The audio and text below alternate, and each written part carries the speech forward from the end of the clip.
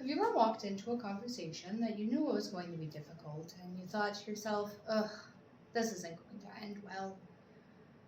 And it could be you are supervising an employee and giving tough feedback.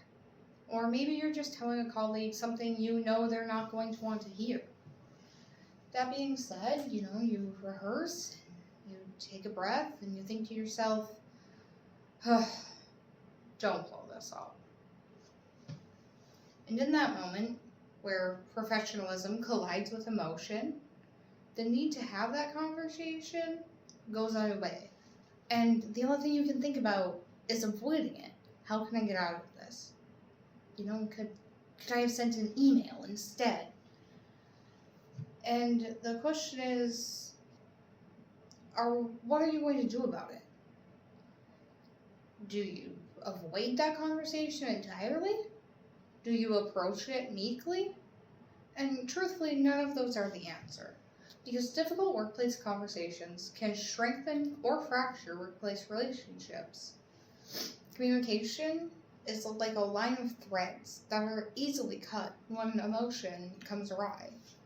But through confidence, clarity, and empathy, we can create a better workplace conversation, whether it's difficult initially or not.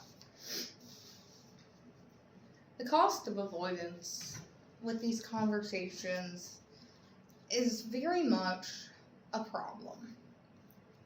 Research shows that over 70% of employees avoid peer-supervisor conversations, whether it be from fear of retaliation, conflict, or just not wanting to feel awkward. But the cost of silence creates a worse team morale, less trust, and a worse performance overall. With things like psychological safety, people can speak up without fear. And no safety in that conversation means no collaboration. And it's not if we can address these conversations, it's how.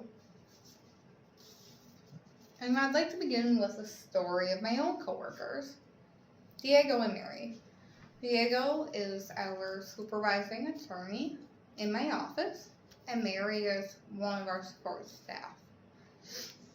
Mary is talented, but misses deadlines.